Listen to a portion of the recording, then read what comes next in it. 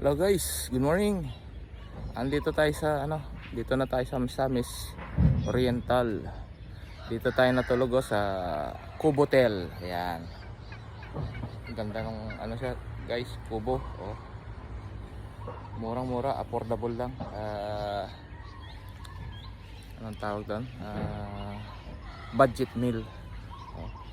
Tapos kaganda pa ng view. Dito sa side natin dito. Yan. Mga dragon fruit. Ayan. Mga dragon fruit. Tapos meron silang isang kubo dito na ayan. Kubo-kubo. Tapos meron silang mini rancho. May mga kambing sila. Kambing, pabo, ayan oh. Dito, mga kambing at pabo. Pabo, dami.